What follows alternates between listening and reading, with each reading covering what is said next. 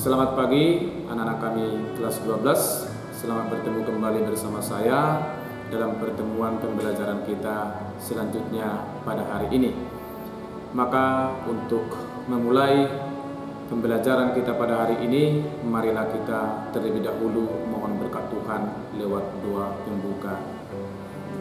Marilah kita berdoa. Dalam nama Bapa dan Putra dan Roh Kudus. Amin. Allah Bapa sumber segala kebaikan, sungguh layak dan pantas Tuhan kami memuji dan bersyukur kepadamu atas berkat-Mu yang Kau anugerahkan kepada kami sehingga kami dapat bertemu kembali dalam pembelajaran kami hari ini. Ya Tuhan, pada hari ini kami akan mencoba mendalami bagaimana panggilan kami sebagai seorang Kristiani untuk mampu berpartisipasi terlibat dalam membangun bangsa dan negara yang kami cintai ini. Maka ya Tuhan, berkatilah proses pembelajaran kami ini. Semoga lewat materi, lewat pendalaman yang akan kami laksanakan dalam pembelajaran ini menjadi bermanfaat, hal yang berguna bagi kami untuk membantu kami semakin membuka diri untuk ikut berpartisipasi, memberikan yang terbaik dalam membangun bangsa dan negara kami ini. Seluruh waktu, jiwa dan raga kami, proses pembelajaran ini kami persembahkan kepada-Mu ya Tuhan, dengan perantaraan Kristus Tuhan kami. Amin. Dalam nama Bapa dan Putra dan Roh Kudus. Amin. Pada pertemuan kita kali ini, kita akan membahas tentang peran umat Katolik untuk membangun bangsa dan negara Indonesia. Ini merupakan bab yang baru, bab yang kelima setelah kita beberapa pertemuan yang lalu melihat bagaimana gereja juga terlibat di dalam membangun persaudaraan sejati. Maka lewat materi ini saya akan menjelaskan tentang bagaimana gereja terlibat berperan di dalam membangun bangsa dan negara. Panggilan umat Kristiani juga adalah sebagai warga negara yang harus berkewajiban untuk membangun bangsa dan negara. Maka kepada anak didik kami, mari kita sama-sama melihat dan mencoba mendalami materi kita hari ini lewat PowerPoint yang akan saya bagikan kepada kita.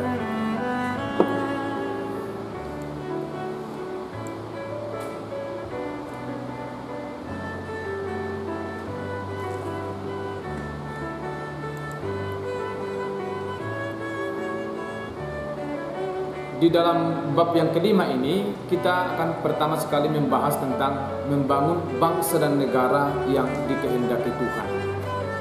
Maka yang mau kita lihat di sini nantinya adalah bagaimana negara yang dimaksud di sana yang dikehendaki oleh Tuhan, negara yang seperti apa. Maka kita akan lihat lewat poin-poin berikut ini, yakni bagaimana kitab suci berbicara tentang kewajiban sebagai warga negara terhadap negaranya dan juga ajaran gereja untuk membangun bangsa dan negara sesuai dengan kehendak Tuhan. Sebelum kita masuk ke materi kita, saya sampaikan pertama sekali apa yang menjadi kompetensi dasar dari materi kita kali ini adalah supaya kita sampai kepada pemahaman yang baik tentang makna keterlibatan aktif umat Katolik, umat Kristiani dalam membangun bangsa dan negara Indonesia.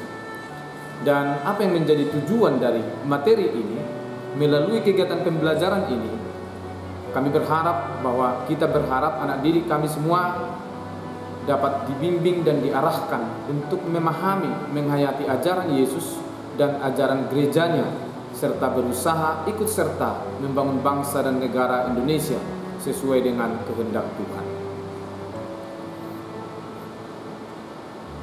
Pada bab-bab sebelumnya, kita telah belajar tentang kemajemukan ataupun pluralitas masyarakat Indonesia. Ada beberapa bab yang sudah kita bahas yang berbicara tentang pluralitas. Keanekaragaman sebagai hal yang asasi, dan kemudian juga tentang dialog antar umat beragama, Dan kemudian juga yang baru kita bahas itu adalah tentang persaudaraan sejati antar umat beragama. Bhinneka Tunggal Ika merupakan semboyan negara yang mempertegas jati diri bangsa kita sebagai bangsa Indonesia yang pluralis. Kesatuan dan persatuan kita dibangun atas dasar Pancasila sebagai filsafat hidup dan ideologi bangsa Indonesia. Pada bab yang kelima ini kita akan belajar tentang bagaimana peranan umat Kristiani, secara khusus umat Katolik, dalam membangun bangsa Indonesia. Membangun bangsa dan negara itu adalah salah satu kewajiban seorang warga negara. Maka kita sebagai umat Kristiani ikut serta menciptakan iklim persaudaraan dan kekeluargaan antar sesama anak bangsa untuk saling melayani, dan dalam semangat gotong royong kita melayani kepentingan umum serta menjadi tanda keselamatan dan turut mewujudkan kerajaan Allah di bumi ini. Yang pertama adalah membangun bangsa dan negara yang dikehendaki Tuhan.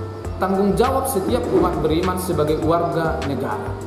Itu poin pertama, bahwa untuk membangun bangsa dan negara sesuai dengan kehendak Tuhan itu adalah merupakan tanggung jawab setiap umat beriman sebagai warga negara. Warga negara Indonesia yang beragama Katolik ataupun umat Kristiani harus ambil bagian dalam membangun bangsa dan negara sesuai dengan kehendak Allah, baik secara pribadi maupun bersama.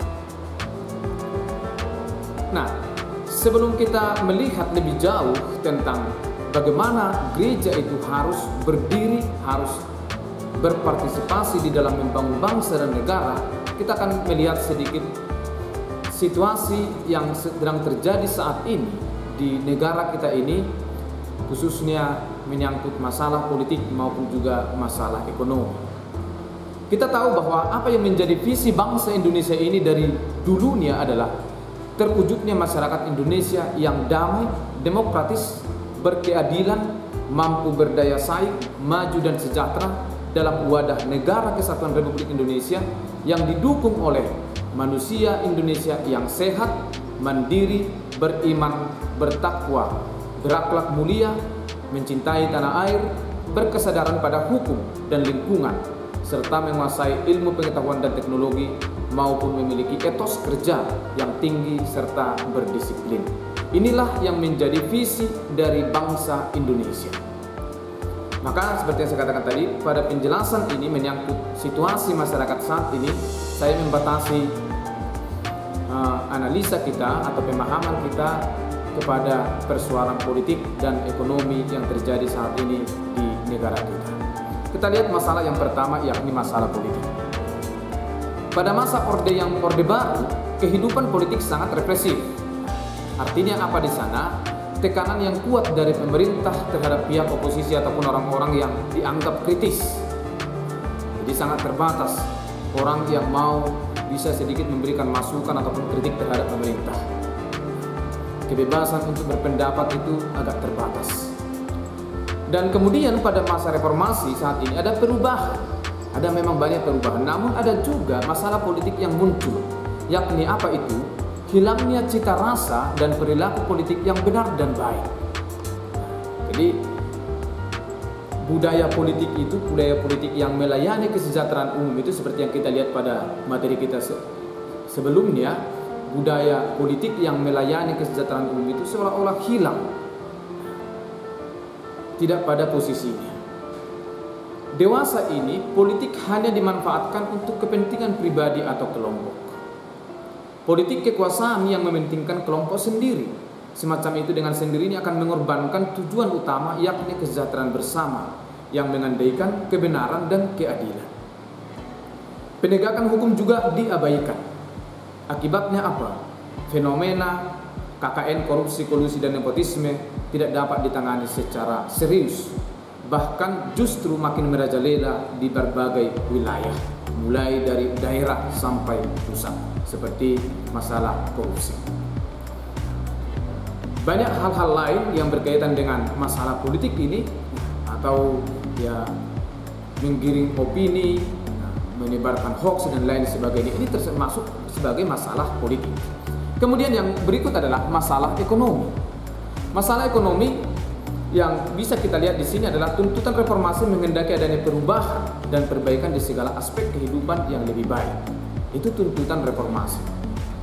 Namun, kenyataannya bahwa tuntutan reformasi itu disalahgunakan oleh para petualang politik demi kepentingan pribadi ataupun kelompoknya. Kondisi sosial masyarakat yang kacau akibat lemahnya hukum dan perekonomian yang tidak segera kunjung membaik, inilah yang menyebabkan sering terjadi gesekan-gesekan antar masyarakat. Secara ekonomis, negeri kita ini praktis dikuasai oleh segelintir orang yang kaya raya, yang memiliki perusahaan-perusahaan multinasional dengan modal dan kekayaan yang sangat besar. Kemudian juga terjadi penggusuran tempat tinggal masyarakat kecil untuk berbagai mega proyek dan eksploitasi alam demi kepentingan para pengusaha raya. Peraturan perundang-undangan dan aparat penegak hukum dengan mudah ditaklukkan oleh mereka yang mempunyai sumber daya keuangan. Seperti biasa kita dengar, uang mengatur segalanya. Perasaan diperlakukan tidak adil menyuburkan sikap tertutup dan perasaan tidak aman bagi setiap orang. Inilah masalah yang sedang kita hadapi dan mungkin masih bisa kita amati sampai saat ini menyangkut masalah politik dan ekonomi. Lalu bagaimana ajaran kitab suci tentang membangun bangsa dan negara? Kita bisa melihat teladan ataupun cara hidup Yesus ketika berhadapan dengan yang namanya kewajiban suatu negara. Yesus selama hidupnya sejak kecil sudah melaksanakan kewajiban sebagai warga negara yang sudah dilaksanakan oleh orang tuanya sendiri, Yusuf dan Maria. Mengikuti sensus penduduk, kemudian juga mempersembahkan Yesus di Kenisah sebagaimana tradisi Yahudi, dan juga memberikan kesempatan kepada Yesus untuk disunat. Kemudian juga membayar pajak, dan masih banyak hal lain yang dilakukan oleh Yesus sebagai bentuk ketaatannya kepada negara, kepada hukum. Kemudian juga perutusan Yesus adalah untuk menyelamatkan bangsa Yahudi sesuai dengan kehendak Bapaknya. Perutusan itu berupa apa? Perutusan Yesus itu untuk menyampaikan kabar baik kepada orang miskin, pembebasan kepada yang tertawan dan yang tertindas, penglihatan kepada orang buta dan pemberitaan tahun rahmat Tuhan. Teks ini bisa kita lihat di dalam Lukas 4 ayat 18 sampai 19. Kemudian juga Yesus mengecam keras para pengusaha, penguasa tanpa takut. Yesus tak pernah bungkam terhadap praktik-praktik yang tidak adil. Ia tidak berdiam diri atau bersikap kompromistis supaya terelak dari kesulitan. Dan memang Yesus tahu konsekuensi dari sikap Yesus ini, memang dia sudah tahu apa konsekuensinya ketika Yesus sendiri bersikap kritis dan menegur serta mengecam orang-orang yang tidak hidup sesuai dengan kehendak Tuhan, tidak hidup sesuai dengan hukum Taurat. Yesus mewartakan kabar gembira bukan karena suatu program yang bersifat politis, tetapi sungguh-sungguh Yesus datang untuk mewartakan kabar gembira ini untuk menegakkan nilai-nilai dari kerajaan Allah, yakni nilai keadilan, cinta kasih maupun nilai perdamaian. Inilah nilai-nilai Injili yang dibawa oleh Yesus. Lalu kemudian apa yang dikatakan gereja sebagai bentuk keterlibatan umat beriman Kristiani, umat beriman Katolik untuk terlibat ambil bagian dalam membangun bangsa dan negara. Dalam Gaudium et Spes artikel 1 disampaikan bahwa ditegaskan di sana menyatakan panggilan jemaat beriman dalam kehidupan bermasyarakat. Setiap orang Katolik yang sekaligus mengaku diri sebagai murid Kristus memiliki suatu tugas penting untuk berempati dengan situasi masyarakat sekitarnya serta ikut membangun masyarakat sekitarnya untuk menjadi lebih baik. Dan kemudian juga dari ajaran gereja yang kedua, sebagaimana dikatakan dalam Evangelii Nuntiandi artikel 31, di sana ditegaskan kembali bahwa gereja harus terlibat untuk menyuarakan perang terhadap ketidakadilan. Keadilan harus dipulihkan, merupakan suatu ikatan yang dekat dengan yang erat dengan nilai Injil, yakni ikatan cinta kasih. Dan poin yang kedua dari Evangelii Nuntiandi, bahwa pewartaan cinta kasih hanya bisa terlaksana, terwujud jika ikut mendukung keadilan dan perdamaian. Maka inilah yang diharapkan sebenarnya dari gereja, untuk ikut menyuarakan, terlibat secara aktif mendukung atau menghidupi juga nilai keadilan maupun perdamaian. Dan poin yang ketiga, menerima pewartaan hanya bisa terwujud jika mereka tahu serta ikut merasakan persoalan hidup yang sedang terjadi. Yang berikut ini adalah beberapa bidang perhatian gereja dalam usaha untuk membangun bangsa dan negara. Yang pertama adalah usaha pembangunan.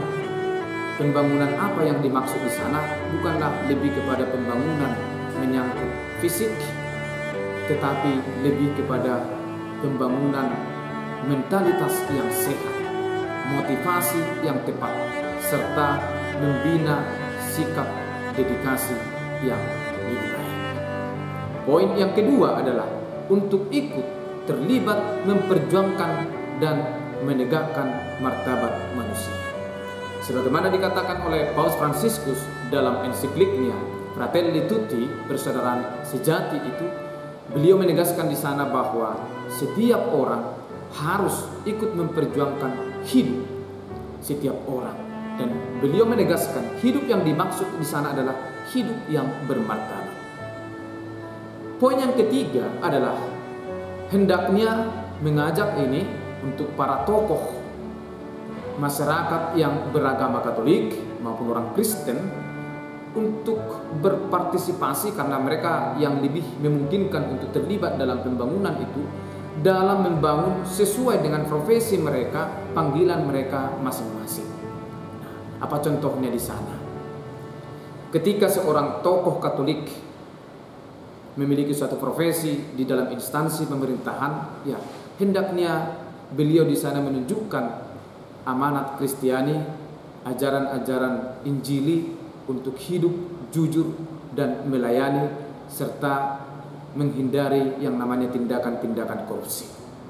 Dan kemudian juga lebih mementingkan kepentingan bersama daripada kepentingan pribadi.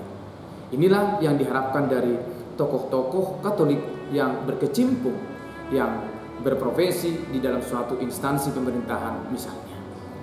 Kemudian yang poin yang keempat adalah bahwa diharapkan di sana bahwa gereja itu adalah menjadi gereja yang solider, yang selalu membangun keprihatinan serta aksi yang nyata terhadap para kaum miskin tanpa membeda-bedakan.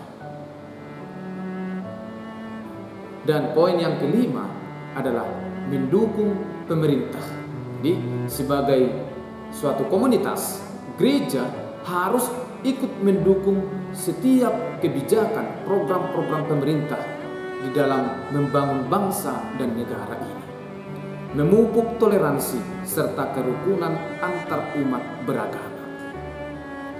Dan poin yang keenam adalah kerjasama yang baik antara gereja dan negara.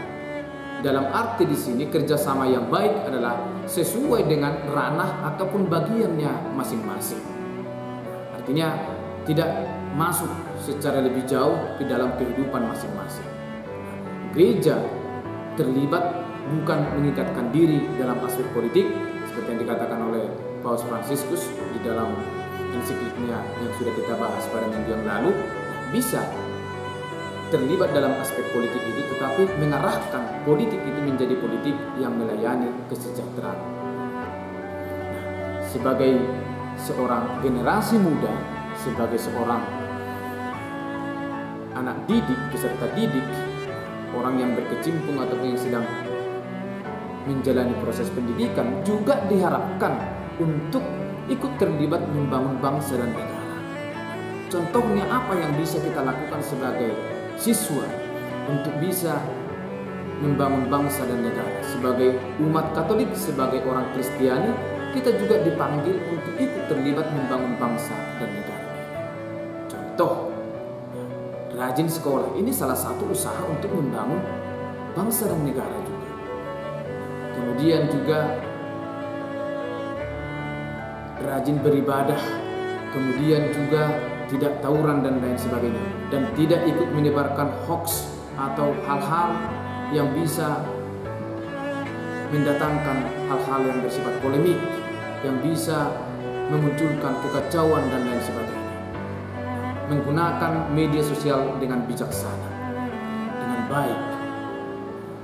Jadi bukan ikut memperparah situasi atau memperuncing masalah, tidak. Tetapi kita menyikapi berita-berita yang bisa memicu gesekan antar masyarakat itu dengan bijaksana. Inilah yang mungkin bisa kita lakukan sebagai seorang siswa misalnya dalam kehidupan berbangsa dan bernegara. Demikian yang bisa saya sampaikan dalam pertemuan kita kali ini. Semoga materi ini bermanfaat untuk kita dan sekaligus juga semakin membantu kita untuk sampai kepada tingkat kesadaran serta penghayatan bahwa sebagai warga gereja, sebagai orang Kristen, sebagai seorang Katolik, bahwasanya kita adalah bagian dari suatu negara, sebagai warga negara yang punya kewajiban, suatu keharusan bukan karena dari luar diri kita, tetapi dari dalam diri kita untuk ikut membangun bangsa dan negara. Sekali lagi, semoga materi ini dapat berguna bagi anak didik kami. Terima kasih. Selamat pagi untuk kita semua. Tuhan Yesus memberkati. Marilah kita tutup pertemuan kita ini dengan berdoa dalam hati masing-masing. Dalam nama Bapa dan Putra dan Roh Kudus.